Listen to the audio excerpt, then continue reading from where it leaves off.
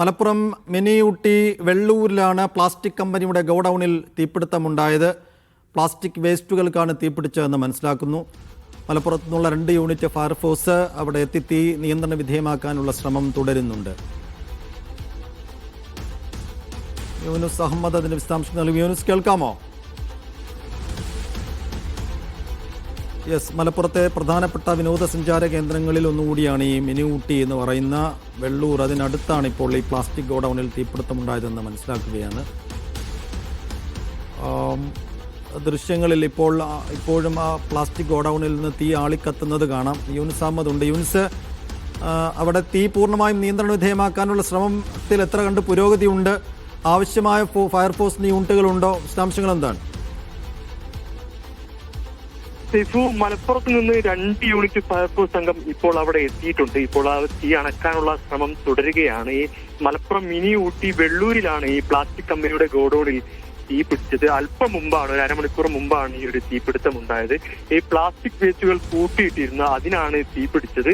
ഏറ്റവും പ്രധാനപ്പെട്ട കാര്യം, നമുക്ക് പൂർണ്ണമായ ഒരു പ്ലാസ്റ്റിക് ആണ്, അത് ആളിപ്പടരുന്ന ഒരു സാഹചര്യമുണ്ട്. ഏതായാലും ഇപ്പോൾ ആ തീ അണക്കാനുള്ള ശ്രമം തുടരുകയാണ്. മാലിന്യ സംസ്കരണ യൂണിറ്റിലെ പുറത്തു കൂട്ടിയിട്ട വേസ്റ്റിലാണ് തീ പിടിച്ചത്. പുറത്ത് പൂർണ്ണമായി ഈ വേസ്റ്റുകളുണ്ട്, അതിലേക്ക് ആളിപ്പടരുന്ന ഒരു സാഹചര്യമുണ്ട്. ഏതായാലും 2 യൂണിറ്റ് ഫയർഫോഴ്സ് ഇപ്പോൾ നിലവിൽ ഇവിടെ എത്തിയിട്ടുണ്ട്.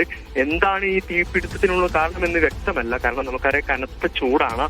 അതാണോ മറ്റു കാരണങ്ങളുണ്ടോ ഉൾപ്പെടെയുള്ള കാര്യങ്ങൾ വഴിയെ നമുക്ക് മനസ്സിലാവുകയുള്ളൂ. ഏതായാലും 2 യൂണിറ്റ് ഫയർഫോഴ്സ് എത്തിയിട്ടുണ്ട്.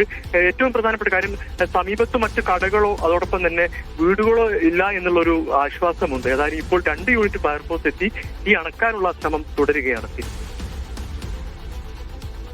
ശരി, വെള്ളൂർ എന്ന് പറയുമ്പോൾ നമ്മുടെ ഈ വിനോദസഞ്ചാര കേന്ദ്രമായ കുട്ടികളുടെ പാർക്കൊക്കെ ഉള്ള ആ ഭാഗത്ത് തന്നെയാണോ ഈ പ്ലാസ്റ്റിക് ഗോഡൌൺ ഉള്ളത്, യൂനുസ്?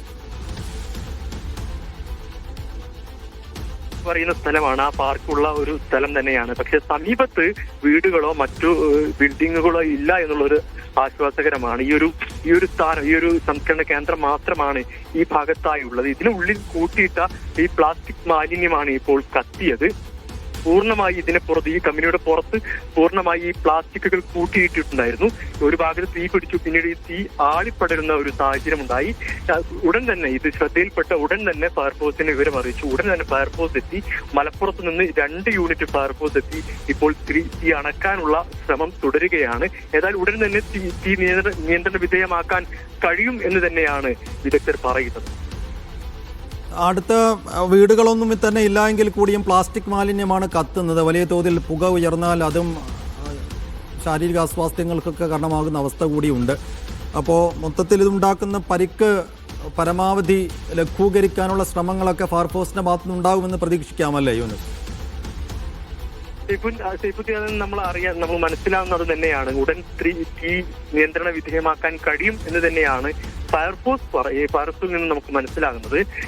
ഈ ഒരു ഭാഗത്താണ്, ഒരൊറ്റ ഭാഗത്താണ് തീ പിടിച്ചത്. പക്ഷേ പൂർണ്ണമായി ഈ ഒരു പ്ലാസ്റ്റിക് മാലിന്യം പൂർണ്ണമായി ഈ കോമ്പൗണ്ടിനുള്ളിൽ ഉണ്ട്. ഒരു ഭാഗത്ത് തീ പിടിച്ച് മറ്റു ഭാഗങ്ങളിലേക്ക് ഇത് ആളിപ്പടരുന്ന ഒരു സാഹചര്യമുണ്ട്. 2 യൂണിറ്റ് ഫയർഫോഴ്സ് എത്തിയിട്ടുണ്ട്. 2 ഭാഗങ്ങളിൽ നിന്നായി 2 യൂണിറ്റ് ഫയർഫോഴ്സ് എത്തി ഇപ്പോൾ തീ അണക്കാനുള്ള ശ്രമം നടത്തുന്നുണ്ട്. മറ്റു ഏരിയകളിലേക്ക് തീ പടരുന്നതിന് മുമ്പ് തീ അണക്കാൻ കഴിയുമെന്നുള്ളൊരു പ്രത്യാശയാണ് അവർ പങ്കുവെക്കുന്നത്. 2 യൂണിറ്റ് ഫയർഫോഴ്സ് നിലവിൽ അവിടെയുണ്ട്. ഇനി വേണ്ടി വന്നാൽ ഫയർഫോഴ്സുകളെ എത്തിക്കാൻ കഴിയുമെന്നുള്ളൊരു കാര്യവും അവർ വ്യക്തമാക്കുന്നുണ്ട്. മറ്റേറ്റവും പ്രധാനപ്പെട്ട കാര്യം, ഈ ഒരു തീപിടുത്തം ഉണ്ടായെങ്കിൽ പോലും സമീപത്തോ മറ്റു പ്രദേശങ്ങളിൽ വീടുകളോ മറ്റു ബിൽഡിങ്ങുകളോ ഇല്ല എന്നുള്ളൊരു ആശ്വാസകരമായിട്ടുള്ള ഒരു കാര്യമുണ്ട്. അതിലേക്ക് ആളിപ്പടരുന്ന ഒരു സാഹചര്യം നിലവിലുണ്ടാകില്ല. ആ ഒരു കാര്യം കൂടി അവർ വ്യക്തമാക്കുന്നുണ്ട്. മലപ്പുറം വെള്ളൂരിലാണ് പ്ലാസ്റ്റിക് ഗോഡൌണിൽ തീപിടുത്തമുണ്ടായത്. തീ നിയന്ത്രണ വിധേയമാക്കാനുള്ള ശ്രമങ്ങൾ ഫയർഫോഴ്സ് തുടരുകയാണ്. യൂനുസ് അഹമ്മദാണ് വിശദാംശങ്ങൾ നൽകിയത്.